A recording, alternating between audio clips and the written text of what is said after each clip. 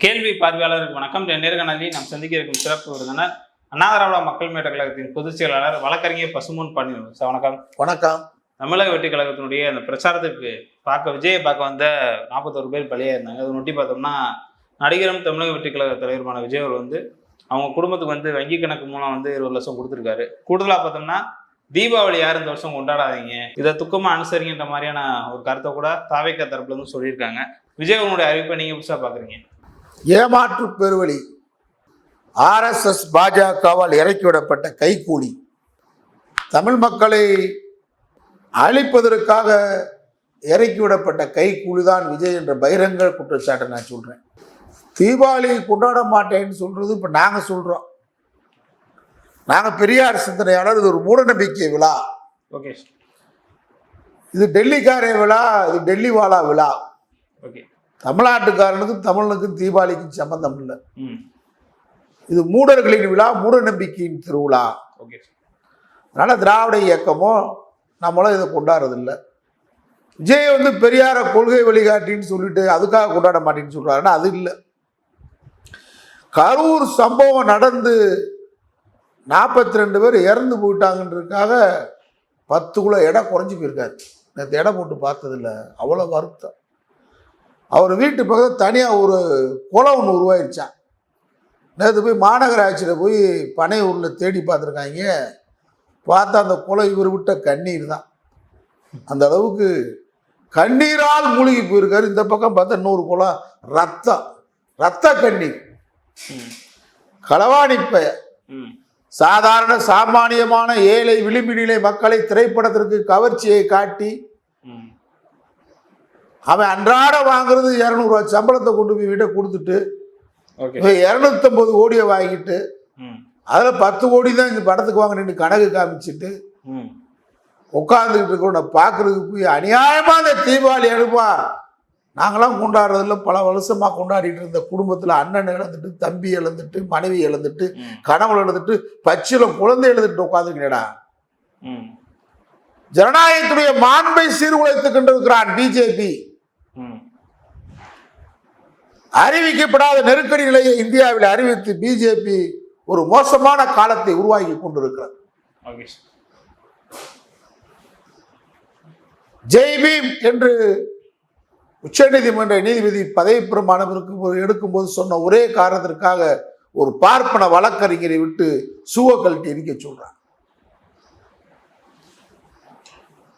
இன்குலாப் ஜிந்தாபாத் அப்படின்னு சொன்னா மும்பையில தூக்கி அரெஸ்ட் பண்ணி வைக்கிறான். புரட்சி என்ற வார்த்தையை பயன்படுத்தினால் ஆன்டி நேஷன் சொல்றான். இதையெல்லாம் இந்த நாட்டில் ஒரு மிகப்பெரிய சர்வதிகார பாதையை அழைத்து செல்வதற்காக பாசிச பாஜக ஒரு பக்கத்தில் சர்வதிகாரத்தை இந்த நாட்டை நோக்கி அழைத்து செல்கின்ற போது திராவிட மாடல், திராவிட கருத்தியல் நம்முடைய முதலமைச்சர் 74-75 வயதிலே இந்தியாவே திரும்பி பார்க்கின்ற வகையில் இங்கே பாடுபட்டு கொண்டிருக்கிறார். தமிழ்நாட்டில் எப்படியாவது கால் ஊன்றணும். காங்கிரஸ் கட்சியுடைய நாடாளுமன்ற குழுத்தில் ராகுல் காந்தி சவால் விடுகிறார். நாடாளுமன்றத்தில் மோடியை பார்த்து நீ எங்க வேணாலும் ஆட்சி அமைக்கலாம், என்ன வேணாலும் தில்லுமுள்ளு பண்ணலாம், தமிழ்நாட்டில் ஒரு நாள் நுழைய முடியாதுன்னு சொன்னதுக்காக சபதம் எடுத்துக் கொண்ட அமித்ஷாவும் மோடியும் RSS நாக்பூர் தலைமையும் இங்கே பாவம் அப்பாவிகள் ஒரு கவர்ச்சி நடிகனை அதிகாரம் பூசிய நடிகன் அவன் போற சண்டையெல்லாம் உண்மையான சண்டை நினைச்சுக்கிட்டு இருக்காங்க. டே தம்பிகளா, அவன் இப்படி குட்டிவா லைட்டா 100 பேர் டப்ப டப்ப டப்பு விழுவாங்க. யாராவது கூட்டத்தில் இறங்கி காப்பாற்ற முடிஞ்சாடா? எத்தனை படத்துல தீ பிடிக்கும், தீக்குள்ளே பூந்து காப்பாற்றுவார் விஜய். தண்ணி வரும், தண்ணிக்குள்ளே பூந்து காப்பாற்றுவார். திரை தீ பிடிக்கும், வெடி வெடிக்கும், வெடி வெடிக்கு உள்ள போவார். துப்பாக்கி சுட துப்பாக்கி வருமானம் 100 குண்டு பாய் வருமானம் குண்டு பாயாது. பாஞ்சாலும் உள்ள போவார். காலில் விழுந்தாலும் காலில் குண்டு பாஞ்சாலும் உள்ள போவார். இத்தனை பெண்களை இப்படி நினைச்சிட்டு போய் சேர்ந்துட்டீங்கடா. உயிர் அற்புதமானது. அந்த நாட்டில் விலை மதிக்க முடியாத உயிர். அந்த உயிரை ஒரு அர்ப்பன், ஒரு ஏமாற்று பெருவழி, கொள்ளை பெருவழி. நீ வியர்வை ரத்தம் சிந்தி பணத்துல டிக்கெட் எடுத்த அந்த பணத்துல 250 கோடி அதிக ஒழுங்கா வருமான வரி கட்டாதவன். அவனுக்காக விலை மதிக்க முடியாத உயிரை விட்டுட்டீங்க.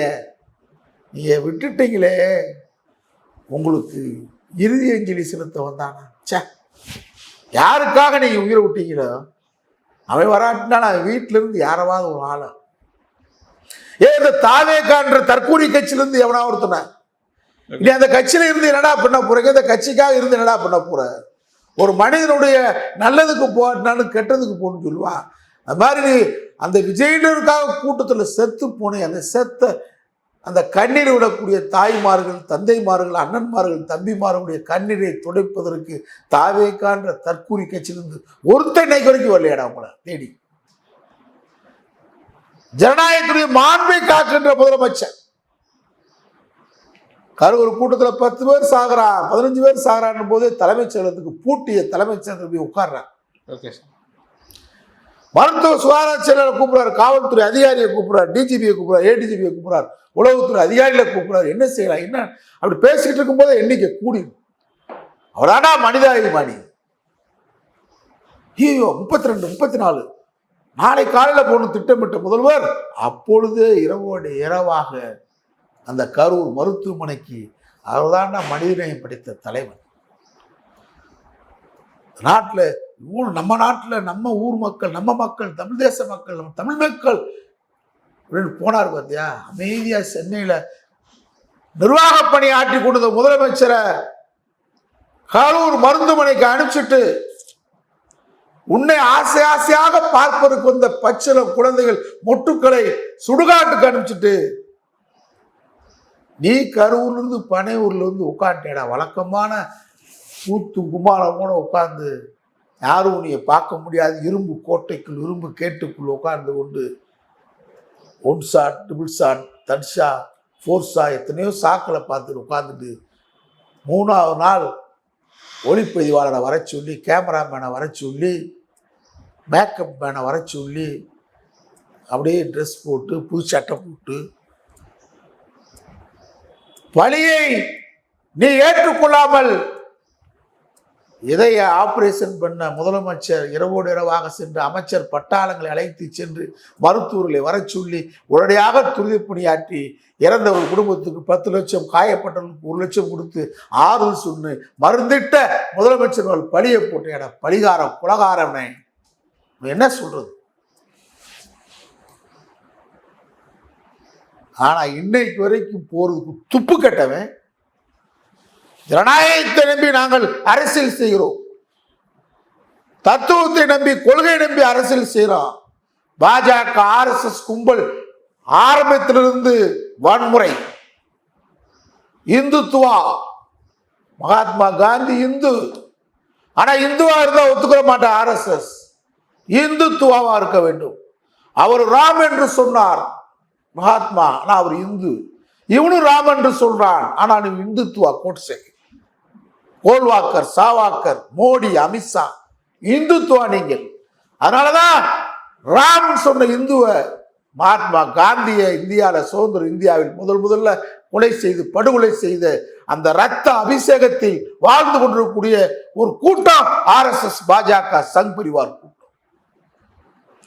அந்த கூட்டம் தயாரித்தவன் தான் ஒரு பாசிஸ்ட் விஜய். பாசிஸ்டை நான் எதிர்ப்பேன், பாசிசம் பாஜக என்று வார்த்தைக்கு வார்த்தையை பேசி விஜய்க்கு ஆதரவு குரம் கூட்டியிருக்கிறான் என்று சொன்னால் அவன் இறக்கி விடப்பட்டால் கொள்கை எதிரி சார் பாஜக அவர்கள். பாஜக கொள்கை எதிரி. என்ன கொள்கை எதிரி உனக்கு இப்ப? ஆனால் பாதிக்கப்பட்ட மக்கள், எனக்கு அதுதான் வேதனையா இருக்கு, ரொம்ப வேதனை. பணம் வச்சிருக்க, நாங்கள் ஜனநாயகத்தை நம்புகிறோம், ஆனால் உங்களுக்கு பணநாயகம், பிணநாயகம். விஜய் கதாநாயகன் அல்ல, இனிமே பிண கதாநாயகன், பிணநாயகன் விஜய் என்று அழைக்க வேண்டும் அவனை. அகில இந்தியாவிலே எந்த அரசியல் கட்சி கூட்டத்திலும் 42 பேர் இறந்த வரலாறு இல்லை. ஆகவே அவன் இந்த தீபாவளி முதல் பிணநாயகன் விஜய். நாங்கள் ஜனநாயகம். உட பணம் இருக்கு, எத்தனை பணம் விழுந்தாலும் 20 லட்ச ரூபா கொடுக்கலாம். நீங்கள் 20 லட்சம் உனக்கு டீ சாப்பிட்ற மாதிரி, நீ திரிசாவை போடுற மேக்கப் செலவு 20 லட்ச ரூபா ஒரு நாளைக்கு கொடுக்கும். அதனால சாதாரண உயிரை கருதி அந்த 20 லட்சம் இன்னும் ஒழுங்கா போய் சேரல. யோசிங்க தற்கூரிகளே. என்ன தத்துவவாதி, என்ன கொள்கைவாதி, என்ன லட்சியவாதி? ஓகே. இறந்தவர்கள்ட்ட போய் துக்க விசாரிப்பதற்கு, அவன் கண்ணீரை பகிர்வதற்கு, அவன் கண்ணீரை துடைப்பதற்கு, அவனுக்கு ஆறுதல் சொல்வதற்கு, அவனுக்கு தேர்தல் சொல்வதற்கு யாரா உங்களுக்கு தடை விடிச்சா? தாவேக்காவுக்கு போலீஸ் உங்களை விரட்டி விரட்டி தேடிச்சா? மறுநாளே பேட்மிண்டன் விளையாட போயிட்டா ஒரிஜினா சண்டிகாருக்கு. மறுநாளே ஜாலியா டூர் போயிட்டான் டேரட்டூருக்கு. இவன் தாண்டா ஒரிஜினா சுரண்டல் லாட்டிக்காரன். மறுநாளே போயிட்டானா இல்லையா? 42 பேர் மரணத்துக்கு அவன் நாங்கள் தத்தெடுப்போம் என்று இன்றைக்கு பிதற்றுகிறானே. பிணம் கிடக்கும் போது டெல்லியில் இருக்கிறான், பேட்மிண்டன் விளையாடுறான். இவன் வந்து இந்த 42 பேர் உயிரை காப்பாற்றுவான்னு நீங்க நம்புறீங்களா? இன்னும் நம்புறீங்களா? இந்த அருமை தமிழ் சகோதரிகளே, தாய்மார்களே, சில பேர் இன்னும் சொல்றீங்க, என் மகன் போனா, மனைவி போனா, என் கணவன் போனா நாங்கள் விஜயை நம்புவோம்ன்றீங்க. செத்து தொலைய போறீங்க. அவன் பல உயிர்களை துடிப்பதற்காக, கொள்ளுவதற்காக பாஜகவால் இறக்கிவிடப்பட்டது. அந்த முதல் மாநாட்டிலிருந்து நீங்க தொடர்ச்சிய எந்த நிகழ்ச்சியில் மரணம் இல்லாமல் இருக்கிறது? விஜய் நிகழ்ச்சியில உங்களுக்கு யாரா இப்ப தடுத்தது? திமிரு, பணம் இருக்கு, பிணம் அரசியல். திராவிட முன்னேற்ற கழகத்தின் மீது, ஆட்சியின் மீது வேறு விமர்சனங்களை வைக்க முடிக்க துப்பு கட்ட கூட்டம். எடப்பாடி பழனிசாமி எட்டப்பனை வச்சு சட்டமன்றத்தில் பேச வைக்கிறீங்க. அத்தனை கேள்விகளுக்கும் பதில்களை சொல்லியாச்சு. கேட்ட கேள்விக்கெல்லாம் பதில். நான் விஜய் ரசிகர்ல, மனசாட்சி உள்ள ரசிகர்ல கேட்கிறேன். இன்னும் விஜயை நம்பிக்கிட்டு இருக்கக்கூடிய என் கணவனை நான் காதலிக்கவில்லை, 20 ஆண்டு காலமாக நான் விஜயை காதலிக்கணும்னு சொல்ற அந்த கேன கிறுக்குகளை கேட்கிறேன், பைத்தியங்களை கேட்கிறேன். விஜய் வந்த வேன்ல கேமரா இருந்துச்சுல, மனசாட்சியோட சொல்லு. 42 கேமரா இருக்குல்ல, அந்த 42 கேமராவில் என்ன நடந்திருக்கு கூட தெரியும்ல. திராவிட முன்னேற்ற கழகத்துடைய முன்னாள் அமைச்சர் செந்தில் பாலாஜி ஆள் அனுப்பிச்சு விட்டு அங்கே கத்தி எடுத்து குத்துனாரா, கழுத்து அறுத்தாரா? ஒரு உங்களால இதுவரைக்கும் ஒரு கண்காணிப்பு கேமரால ஒரு வீடியோ ஆடியோ போட்டிருக்கீங்களா? இன்னைக்கு நம்ம நக்கீரன் கோபால் ஒன்று வெளியிட்டு இருக்காரு. ஒரு அம்மா பதறாங்க, போகாதீங்கன்னு கதறாங்க. அந்த கதறையெல்லாம் நீ கண்டுகொள்ளாத பதறு. விஜய் பெருமாள் முருகன் எழுத்தாளர் சொல்லுகிறார், ராமக்கல்லில் நான் தற்செயலாக செல்கிறேன். விஜய் கூட்டம் நடப்பதற்கு முன்பாக, அவர் வருவதற்கு முன்பாகவே 200க்கும் மேற்பட்டவர்கள் மயக்கம் அடைந்திருக்கிறார்கள். மயக்கம்னா விஜயை பார்க்குற மயக்கம் இல்லை, உணவு இல்லை, அங்கே தண்ணீர் இல்லை. நீங்க விஜய் என்ற போதையால், சில பேர் சொல்றாங்க கள்ளக்குறிச்சி மரணம் அவன் மது, நீங்க விஜய் என்ற போதை, ரெண்டும் போதை மரணம் தான். கள்ளக்குறிச்சி மரணமும் விஜய்க்கு போன மரணமும் ஒன்றுதான். அவர்கள் கள்ளச்சாரை கொடுத்தார்கள். நீங்கள் இவர் மேல் இருக்க போதையில் இங்கே மரணம் அடைந்திருக்கிறீர்கள். தமிழ் சமூகம் மரணம் அடையலாமா? புறநானூற்று தாயை எண்ணி பாருங்க, தாய்மாரே. விஜய் நான் 20 வருஷமா லவ் பண்ணு கட்டிய கணவனை வைத்துக் கொண்டு சொல்கிற துப்பு கட்ட நாயே. வீட்டுக்கு ஒரு ஆண்மகன் போர்க்களத்துக்கு வர வேண்டும் என்று மன்னர் பறைசாட்டுகிறார். முதல் நாள் போருக்கு தன் தந்தை செல்கிறான். தந்தை போரில் மரணமடைந்தான் என்ற செய்தியை கேட்டு புறநானூற்று தாய் அசரவில்லை. தனக்கு மாங்கல்யத்தை கட்டிய தன்னுடைய கணவரை மறுநாள் போருக்கு அனுப்புகிறார். கணவன் மரணம் அடைகிறார். பச்சிலர் பாலகன் 3ஆம் நாள் போருக்கு அனுப்புகிறான். அவன் புறமுதுகிட்டு இறந்தான் என்ற செய்தி கேட்டு இவனுக்காக நான் பால் கொடுத்தேன் என்று தன் மார்பகத்தை அறுத்தெறிகிறாள். அந்த புறநானூற்று தாய் வாழ்ந்த ஊரில் இப்படிப்பட்ட பேய்களும் வாழுகிறீர்களே, வாழலாமா? தமிழ் சமூகத்துடைய மரபை சீரழிக்கலாமா? ஒரு நடிகனுக்காக விலைமதிக்க முடியாத உயிரை விடலாமா? இவன் யார்? சுதந்திர போராட்டத்துக்கு போராடிய தலைமுறையா? நாட்டில் நடந்த அக்கிரமத்தை எதிர்த்து போராடியவனா? இடஒதுக்கீடுக்காக நமக்கு போராடியவனா? நம்முடைய உரிமைகளுக்காக போராடியவனா? கோவாவில் ஒரு திருமணத்துக்கு செல் என்று சொன்னால் ஒரு நாள் கூட ஒரு நடிகையுடன் இல்லாமல் இருக்க முடியாது என்று உல்லாசங்களில் வாழ்ந்து கொண்டிருக்கக்கூடிய ஒரு 250 கோடி ஒரு படத்துக்கு வாங்கக்கூடிய ஒரு மனிதனுக்கு பின்னால் அன்றாட விளிம்பு நிலை மக்களாகிய நம் பிள்ளைகளை அனுப்பிவிட்டு மரணமடைய வைக்கலாமா? இன்னும் நீங்கள் சென்றால் மரணம்தான் அவனுக்கு பின்னாடி சென்றால் அந்த மரணத்தை கூட அவன் சாதாரணமாக எடுத்துக்கொள்வான். காரணம் பணம். பிணத்தை வைத்து அரசியல் அதிகாரத்தை துடிக்க பாஜக தமிழ்நாட்டிலே துடிக்குது. Okay sir. தீபாவளி வேண்டாம் என்று சொல்லுகிற ஒருவரை கேட்கிறேன். தாவேகா மாவட்ட செயலாளர் 2 பேர் கரூர்லேருந்து சிறையிலிருந்து விடுதலையான உடனே பட்டாசு வெடித்து இனிப்பு கொடுத்து கொண்டாடிக்கடா. 42 பேர் உயிர் உங்களுக்கு துச்சமா நினைக்கிறீங்கல்ல? உன் தலைவன் நினைக்கிறான். தலைவன் எவ்வளியோ அவளிதான் தொண்டை. நேற்றைக்கு கரூர் மண்ணில் 42 பேர் பொதுமக்கள் அங்கே இன்றைக்கும் நிம்மதியாக இல்லை.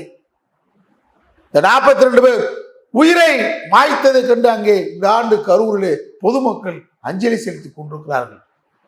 ஆனால் தாவேகா கட்சிக்கார மாவட்ட செயலாளர் இடமோ மொழி போராட்டத்துக்கு, சுதந்திர போராட்டத்திற்கு, உப்பு சத்தியாகிறதுக்கு போராட்டத்துக்கு போயிட்டதுக்கு மாதிரி வெளியே வந்த உடனே பட்டாசு வெடித்து இனிப்பு கொடுத்து கொண்டாருங்களா? மானம் கட்டவீங்களா? புஷ் எங்கேயோ காந்தி கூட ஒத்துழையாமை இயக்கத்துக்கு போராட்டம் மாதிரி அவனுக்கு கை கொடுத்து அவனுக்கு சால்வை போட்டு கொண்டாடுங்களே. உங்களுக்கு தீபாவளி கொண்டாட சொல்றதுக்கு யோக்கியது இருக்கா? மறுநாளே பேட்மிண்டாட போயிட்டா 3 நாளாக கூத்தடிச்சுக்கிட்டு இருக்கிற பனையூரில் உட்காந்துக்கிட்டு குருமூர்த்தி ஆலோசனை, RSS ஆலோசனை படி வெளியே வர்றீங்க. இதுவரைக்கும் திமுக வீடியோக்கள் வந்துக்கிட்டு இருக்கு. இன்னைக்கு கூட வந்திருக்கு பெண்ணு கதறு. நான் ஏற்கனவே சொல்லியிருக்கேன், இவர் கரூர் கூட்டத்துக்குள்ள போகும்போதே ஒரு பெண் இறந்து விட்டார். அதை பத்தி கவலைப்படல. சிறார்கள் மிதிவிட்டு கிடக்குறாங்க, கவலைப்படல. இன்னைக்கு யார் உன்னை தடுக்கிறா? நடிக்கிற. நடிச்சு 250 கோடி வாங்கிட்ட மக்களை ஏமாத்துறேன்னா இவர் இரங்கல் தெரிவிக்க கூடாது என்று காவல்துறை தடுத்திருக்கிறதா? நீதிமன்றம் தடுக்கிறதா? இன்னும் கூட்டம் வந்துடும். அதனால போல யாருக்கும் சொல்லாம போ. துக்கம் விசாரிக்க போற எவனுக்கு சொல்லாம போய் பறி கொடுத்த பரிதாபத்துக்குரிய இந்த வீட்டுக்கு யாருக்கும் சொல்லாம 2 கார்ல போயிட்டு இரவோட இரவாக விசாரிச்சுட்டு வரலாம்ல. மனம் இருந்தால் உனக்கு மனம் இல்லை, பிணம் உனக்கு தேவை. பிண அரசியல் பண்ற உனக்கு 42 கேமராவை நீயே இன்னைக்கு ஒப்படைச்சிடலாம டிஜிபி கிட்ட. உன் காரில் எல்லாமே இருக்குல்ல, அந்த வேன்ல. அந்த வேனுக்கு ஆயுத பூஜை கொண்டாடுறீங்கள. ஜாதகத்துக்காரன் ஜோசியக்காரன் சொல்லிட்டேன் இந்த வேன் சரியில்லை அப்படின்றதுக்காக அந்த வேனுக்கு திஷ்டி கழிக்கிற பனையூர்ல. இன்னொரு புது வேன்ல பிரச்சாரத்துக்கு போற வேனுக்கு ஆயுத பூஜை கொண்டாடுற. ஆனா வெளியே தீபாவளி கொண்டாடான்ற உன் கட்சிக்காரன் ஆதரவுச்சுன்னா மறுநாளே பேட்மிண்டன் விளையாட போறேன். ஊசி ராமேஸ்வரம் கடலை போய் தண்ணி அடிக்க போயிட்டேன். மாவட்ட செயலர் வெளியே வேட்டு போடுறீங்க, இனிப்பு கொடுக்குறீங்க. அப்போ உங்களை காப்பாற்றிக் கொள்வதற்கு, நீங்கள் அரசியல் அதிகாரத்தை பிடிப்பதற்காக ஏழை எளிய விளிம்பு நிலை மக்களுடைய உயிரை நீங்க சாதாரணமாக கருதுறீங்க. உங்க நாடகம் எடுபடாது, ஏற்றுக்கொள்ள முடியாது. நன்றி சார். நன்றி.